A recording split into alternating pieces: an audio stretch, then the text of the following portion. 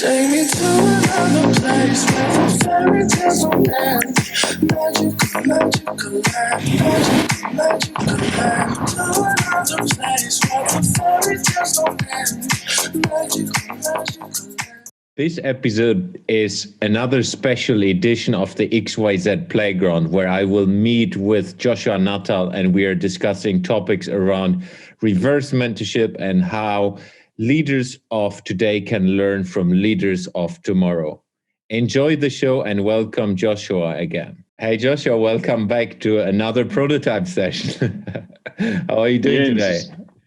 I'm good, Jens. Thanks for creating another prototype session. I'm good. How are you? I'm good. It's -10 outside here. That's why I'm wearing a t-shirt. It must be the connector that's warming you up, because apparently you've been up since 4 a.m. this morning, so your mind is buzzing and keeping you warm. Yes, a lot of things going on right now, and I need to keep the balls in the air. That means sometimes you need to get up earlier. Yeah, and I guess that's a great framing for the topic that we're going to chat about today, which is being an entrepreneur, and how can you bring an entrepreneurial culture into your thinking, your mindset, your business, whatever that may be. Yeah. But it's a great segue into it. Yeah, and it was good. I mean, we have had a discussion on this with a couple of others this week, where we did a deep dive into the entrepreneurial culture and what it is. I think today we can take an angle of the young minds inside all of that, and what a playground is and how that could work. So what is your perspective on entrepreneurial culture in a digital and online world comparing to a physical world? Yeah, I think that's an interesting space to start, Jens, and especially considering the change that we've experienced over the last 12 months, where a lot of the world has been forced into this digital-first environment. And when you start thinking about the way that we interact as people, it's significantly changed and shifted when we have to now deal digitally. I mean, we're conversing over Zoom today and recording this podcast. It's far different to, sitting in a boardroom where you can tap a person on the shoulder and say, "Hey, Jens, how are you doing?" Yeah. So I think there's certain ways that you have to sort of shift your mindset, even just to get used to the digital world. And there are various tools out there that can help with that. But one of the biggest things is just, how do you create that connection? And I think that's where teams have struggled. Some have been extremely well suited to that. The likes of teams that have been using Slack or Basecamp that before the pandemic to converse and things like that. But, when you start thinking about entrepreneurial, or an entrepreneurial mindset rather, you sort of start thinking about experimentation, risk, opportunity, and those types of things. And I think inside a digital world is that we have to push ourselves to experiment sometimes. Whereas when you've got a whiteboard in a room and you've got someone moderating or directing the conversation and the meeting, that experimentation is driven by them. But when you're sitting in a virtual room, you yourself as an individual also have to create that experimentation and that opportunity seeking mindset that you go out and use that to further your knowledge and to further the connections that you build with people. Yeah, and it's quite interesting if we just stick to the experimentation part.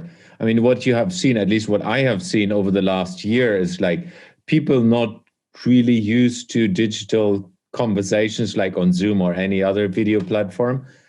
For now, it's the second nature. That's the preferred way, or the way to connect still, and everyone gets used to it. So people are getting more professional with digital backgrounds, playing around different things, have different camera angles, have different video stations to record, have a studio like I am.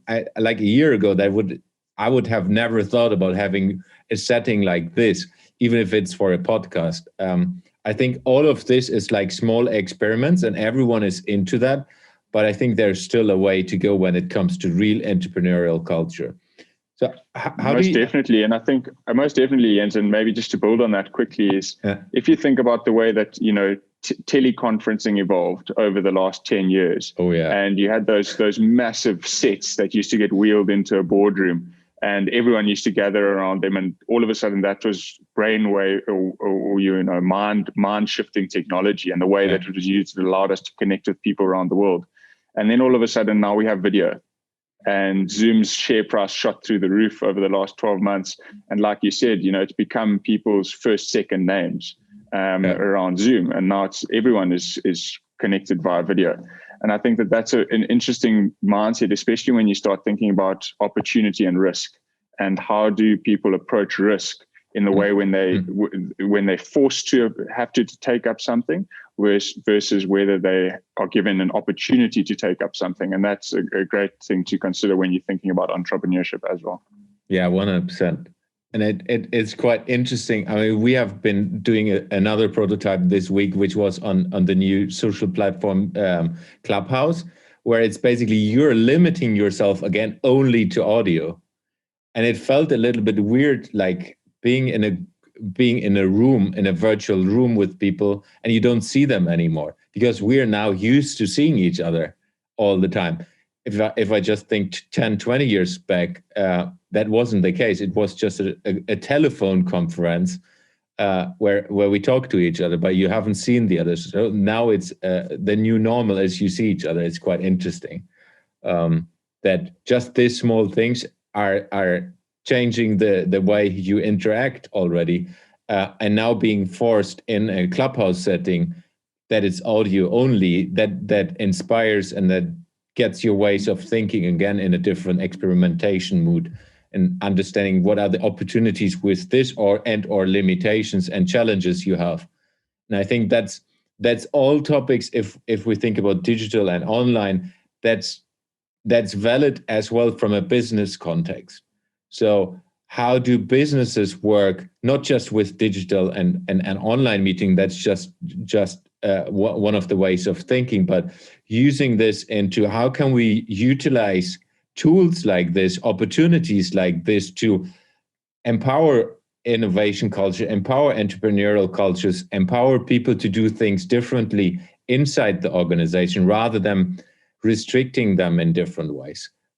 How do you see this from a young mind, young thinker perspective, using digital tools in large corporations, smaller organizations, as a way of driving the entrepreneurial cultures, driving the entrepreneurial way of thinking? Yeah, I think it's a fascinating space to start thinking about. And I've been fortunate to work with some phenomenal thinkers inside, and I'll use the blanket term of chief technology officer or chief information officer. And some of the thinking that they passed on to me, and this, I think it falls inside the structure from an IT development standpoint of being agile, and the way that sort of shifted the whole industry. And I think what that did from an IT specific perspective was it allowed people to think outside of existing structures. And what I mean by that is it forced them to think around ways that they could use other tools and systems to better perform the jobs that they were doing, and not necessarily just working down a single road, but rather thinking about how they can combine different roads to build a highway, for example. And I think that that's something that is definitely fast approaching in terms of many different sectors inside bigger organizations. But going back to the original question around an entrepreneurial mindset and online tools, I think one of the biggest things that when I start thinking about this is about risk. And when you are inside an organization, it's very easy to carry on doing things in a structured way or with the specific tools that you've been given. And when you think about it from a young mind perspective, as you say, what tools are we exposed to as young thinkers that may not be inside an organization? And sure, you have to consider, the IT rules and the security regulations and privacy and all of those types of things. But how can you utilize even the learnings from those tools into the processes or structures that you are doing? And I think that that's just a different way of thinking that might not exist in organizations so far, is because, Jens, you mentioned Clubhouse. How can we learn the way that Clubhouse is creating that framework for conversation? What learnings can we take away from that in terms of building out team meets inside an organization, for example? Or how can we utilize voice differently, a voice check-in or little things like that, that, again, might not have been used before, but definitely from a younger thinking perspective is that we are exposed to those things. But, go back to the word risk earlier, is we have to force ourselves as well to be exposed to those things. It's not something that comes naturally to everyone. Yeah. So one thing we discussed the other day was looking at it from a playground perspective, like using play and using different mindset. And I know we have been looking into that from an XYZ playground perspective. Can you give an overview of how this could work in an entrepreneurial mindset and how this could work in organizations? Yeah, so I think, and maybe just to elaborate and give some context in terms of what we mean by building a playground and where it sort of came from. We did touch about this in our first prototype episode, but just a quick recap. So essentially one of the concepts that we're working towards creating is a safe space, because I think a lot of the time when we experiment, we want an environment where we feel like we can fall over, we feel like we can break things and sort of rebuild things quickly, which you can't necessarily do in the real world, in inverted commas. And I think that that's the very nature of the playground. It's a safe space that you can experiment, test, break, learn, and share ideas. And so from this side of thinking is we thought that this fits very well in terms of how we can help you navigate or build an entrepreneurial culture inside your organization, is because we work with something called a sandpit. And if you're familiar with development, you would know what a sandpit environment is. But essentially, we've taken that sandpit environment and we've morphed it a bit. We've changed certain elements of it. So, for example, and we'll be quite specific here around an entrepreneurial and a cultural environment that we wanted to create. And how we would do that is sort of asking you questions and building up what we're calling a sandcastle. And a sandcastle is a core theme or an experimentation that you want to run inside of your organization, team, individual, your own mindset, etc. And from that was then we really build out your sandcastle. So we start at the foundations. We ask key questions that would help you. So, for example, what is stopping you from having an entrepreneurial mindset inside of your organization? And then if you take that one step further and you say, well, do we even know what an entrepreneurial mindset is? Then we say another question maybe is, why do we need an entrepreneurial mindset? What is wrong with our existing mindset? And so you sort of start segmenting and breaking down all of these questions. And then you take that another level up and then you say, well, how can we achieve this? So if we are asking these big foundational questions, what are some of the things and practices and systems that we need to test, we need to pivot with, that we need to explore and encourage people to take on inside of that? And then all of those steps, you're sort of layering up the different sandcastle elements, and eventually you'll build a sandcastle. And inside of that sandcastle, we encourage you to build, we encourage you to experiment, and we encourage you to run, experimentations that are then measured so that you can inform future decisions inside of that space. So that's just a brief insight in terms of how we think that, we can use the experimental playground setting to create your sandcastle that would allow you to explore whether an entrepreneurial culture is needed and indeed right for your organization. Yeah.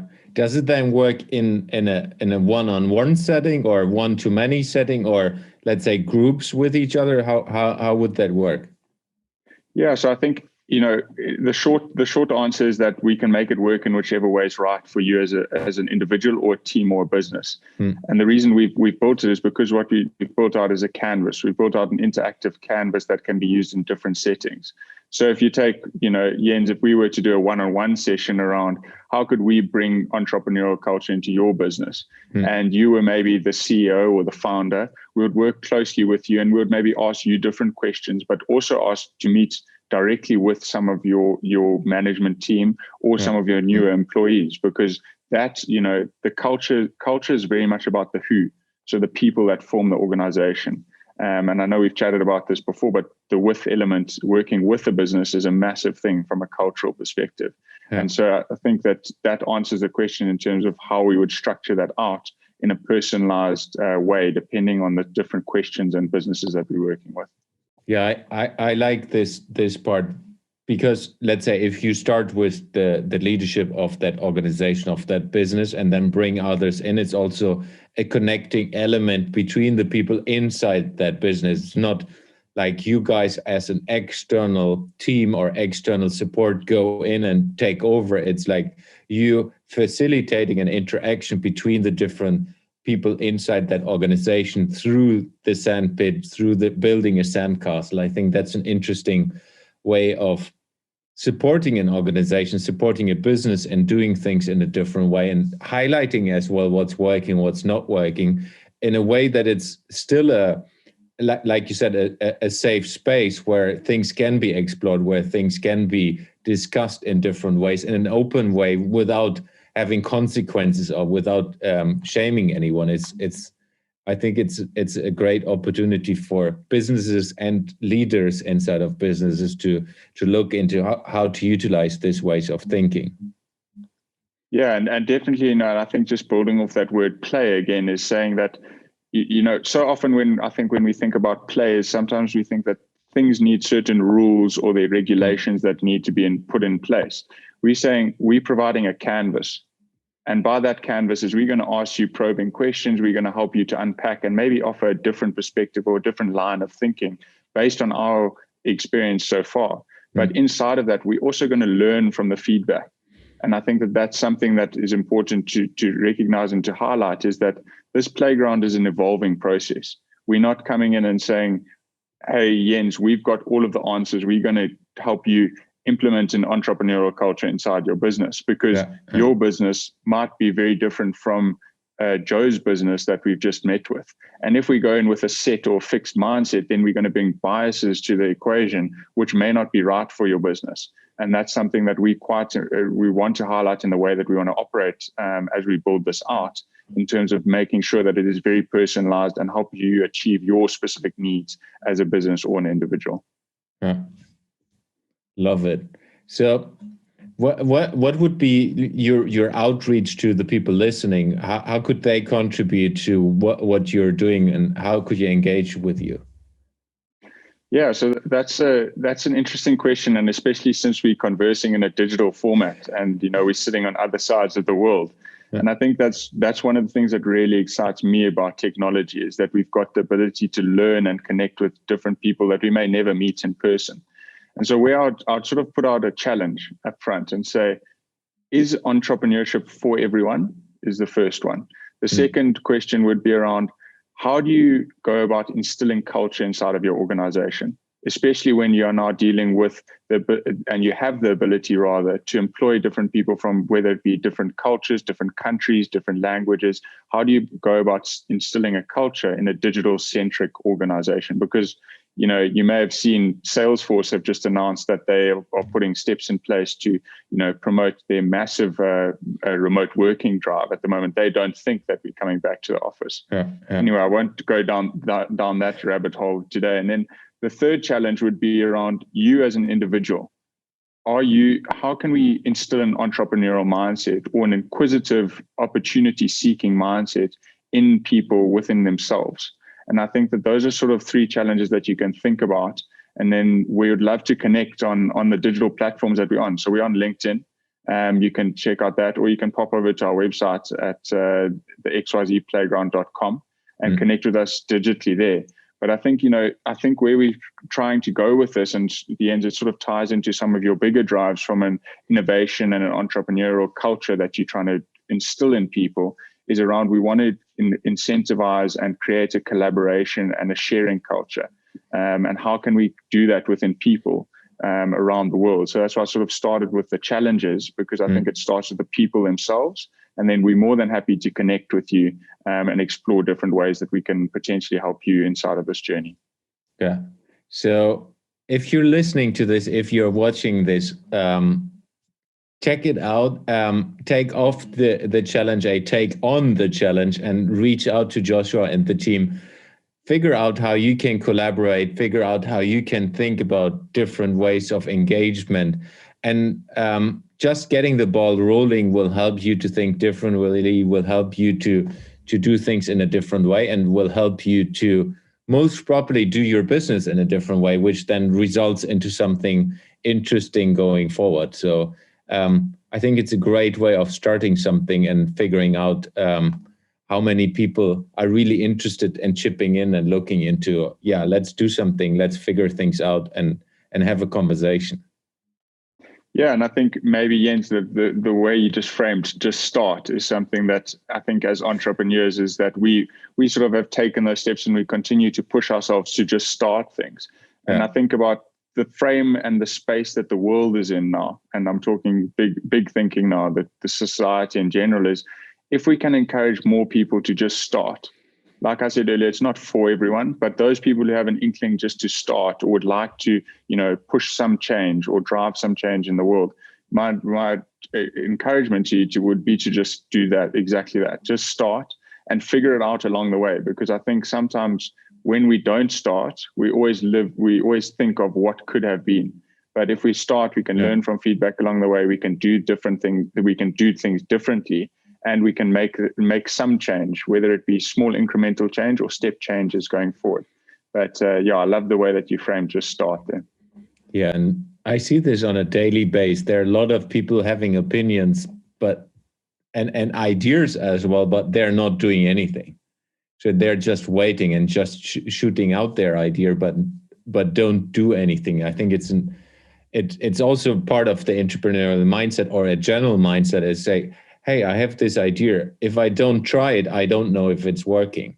So what do I need to do it? And just doing small steps into one direction. That doesn't mean a big investment in time or money. It's just figuring things out and getting active and looking into it.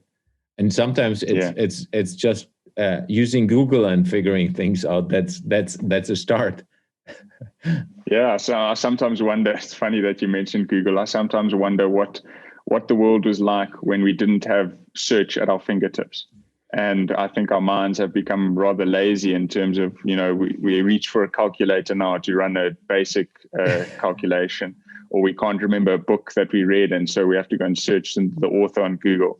Yeah. And so it's fascinating when you start thinking about that and seeing that this is a prototype, Jens, and we haven't chatted about this, in depth, but one of the ideas that I do want to chat to you more about in the coming episodes is around how can we sort of create a movement to create an entrepreneurial culture, and to embrace the young thinkers and ideas that young thinkers can bring into organizations. And it may be in the shape of some challenge, like 100-day challenge, for example, where we encourage people to just start something new over the next 100 days. And there are various challenges out there like that already. But I do think that there's something that we can foster and get together inside of the entrepreneurial mindset in that space. That's a cool idea.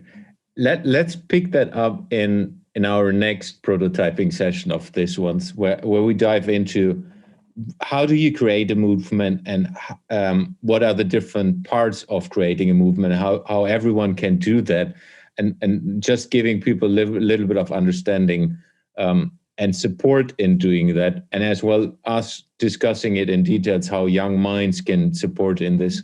What are different mindsets in doing it, and different activities and so on. And I think it's a good idea. Yeah, well, that's the beauty of prototyping. And like you said before we started recording, it's definitely your first second middle name. So that's it's great to build on that. Yeah, but it's always important while prototyping a lot is you need to have an end goal in mind. You need to do it with purpose and doing it with a structure behind. Even that people think everything is weird and it's a prototype, that doesn't mean it's just something like which is just happening. You need to think it through. You need to have it with a purpose and doing it in a structured way, because then you take the learnings to the next level going forward. That's very important. 100%. And I think, that's a great sort of way to bring it back in terms of entrepreneurial culture and saying, I'm going to flip the tables here and I'm going to say, Jens, you've worked in some big organizations, and obviously you part of the co-founding team and the investor behind the XYZ Playground. So what do you think in terms of the way businesses are structured and the way that they are thought? How can we use young thinkers to bring an entrepreneurial mindset into different teams, into structural shifts and things inside big organizations? Yeah, I think the first way of engagement is a challenging and an inspirational way. So there are different ways depending where the company is and depending how open the people are you would engage with. I think if you just take large organization in general, and I know generalizing, but I've been working inside and with large organizations over the last 20 years.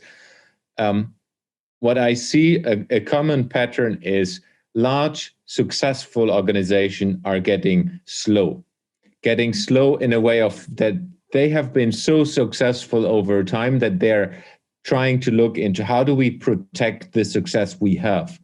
that means the culture inside the organization is changing towards a protecting organism. And I think that's, for me, it's a dangerous state, because that means you're not looking into reinventing yourself anymore, which you do when you're growing very fast and looking into different opportunities every day. I get it from a business perspective that you want to have stability for your business, but I think that what you always need to have somewhere in your DNA, in your organization, you need to have an organism which is not going that way. You need to have an organism and a culture way of thinking which helps you to move on. And I think that's one of the biggest opportunities, taking young minds into an organization, because young minds are not attached to the business yet. And it doesn't matter if they're from internal and or external. It's like they have different ways of thinking. They have different behaviors, different values, different needs, dreams, and desires than established managers or people who have been long-term inside the business. So I think that's putting these people together, the ones who have been driving this business successful over the, let's say, 20 whatever years, and then people who have not been part of that, where just by asking questions in a different way will help the organization to think differently, which will lead to different topics, which will lead to different activities, which will lead to different conversations in boardrooms, and that then will help to take different decisions going forward for the business. I think that's the biggest topic, but that need to be done in a structured way, that need to be done in a systematic way, because it's I've seen it too often that when you instill like innovation cultures or entrepreneurial cultures that are not systematically, it's basically it's flaming up. It's something on the side. It's not really working inside the business, and it's not supported from a systematic way, where it's more an organism which is not attached to the whole thing, which sometimes is the right thing. So it's really dependent on the large business, where they are in their growth curve, where they are in their business, and how the culture is of the business.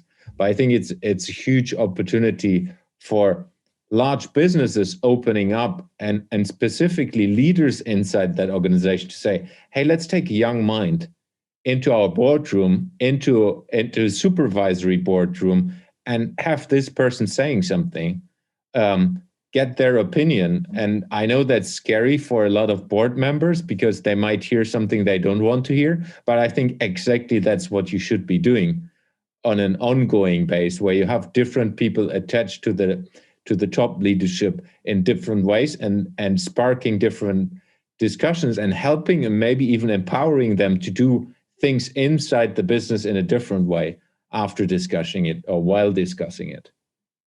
Long answer, sorry. Yeah. No. All great stuff, Jens, and it's you hit some very key important points. And one of the things that I loved was the way that you framed around the organization needing different organisms within it. And I think that sort of starts to shift towards ecosystem thinking. Absolutely. And how an organization has many different ecosystems within it. And how does an ecosystem grow? An ecosystem can grow from feedback. And that's one of the biggest things that helps an ecosystem to grow. And you mentioned right at one of the points around bringing a young mind into a boardroom that they may not necessarily have access to, because they may be too young, deemed to be too young rather, by traditional organizational structures, or haven't had that opportunity to be at the seat at the boardroom table. And I think the way we frame sort of reverse mentorship at the XYZ Playground is that it's bi-directional. We are not saying that we're coming in with all of the answers. Yes, we do have things to share and different perspectives to offer, but we are also going to learn an immense amount from those interactions with experienced thinkers inside of those spaces. And then overall, the ecosystem can become far stronger and better from that feedback loop that you are creating inside of those different circles. Yeah, and I think that's something we might have not talked too much about. It's also a huge opportunity for other young thinkers to be part of the XYZ Playground, to look into how they can get exposure to different organizations, get connected to leaders who are leaders today, who are experienced, and bring them with their way of thinking to the next level, and the other way around, learning a lot I think it's both ways. We always focus on large organization and showing the opportunity in working with the XYZ playground. But I think it's in the same way for young minds who say, hey, I've heard about the XYZ playground. That's an interesting way of thinking. How can I be part of that? And we just have it, when was it, like 2 weeks ago, someone reached out to us and say, hey, how can I be part of it? And now he's already on board and helping with different topics. So I think it's an outreach possibility in both directions. Yeah, I fully agree with that. And I definitely agree in terms of a lot of the way that you framed that around, let's create an environment where young thinkers can come together and also that they can experience and have different opportunities that they might not have had. And I sort of think where this whole conversation has gone, and we've moved between a number of different topics, it's great to see the way that, an entrepreneurial mind can do that. And that's what I think in terms of a mindset and a culture, is that we're saying that organizations of the future need to be far more fluid than they have been before. And that's not something necessarily, like you mentioned, Jens, that we're not saying break down all of the structures. We're just saying use different ways that you can inform different types of thinking and embrace opportunity when it arises, not necessarily just push it aside because it's not something that fits into your immediate plans that you had conceptualized in a business plan 10 years ago. Because I do think that business plans and business models are going to be more entrepreneurial as they go forward, to enable businesses to take on opportunities that would potentially add to their bottom line and produce vast amounts of revenue going forward. Yeah, it's a super summary to end our conversation today. I think one of the things, which the business model part might be one of the future topics as well when we discuss, because I think that's another huge topic we can talk at least half an hour around. Was awesome talking to you today again. For those who are listening and watching, please have a look at the xyzplayground.com. Reach out to Joshua and the team, look into how you can or will contribute to it, and just be part of the movement, be part of the understanding of the XYZ playground. I think it's a super interesting concept, a super interesting way of thinking, and like-minded people will always find each other. So reach out to the team and see how you can engage with each other. Thank you very much. And Joshua, it was great having you here again. Thanks, Jens. We'll chat soon. Thanks. Take me to another place where the fairy tales don't end. Magical land, magical land. To another place where the fairy tales don't end. Magical